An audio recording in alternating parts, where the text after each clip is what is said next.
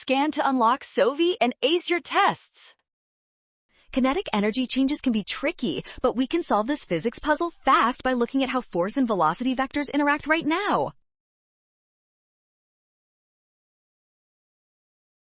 The rate of change of kinetic energy is actually the power delivered to the object. We calculate this by taking the dot product of the force and the velocity vectors. Its magnitude is the absolute value of force times velocity times the cosine of the angle between them. We need to find where the specific value is the smallest possible. Since all four objects have the same force and velocity, we just look for the perpendicular case. That makes option A our final winner.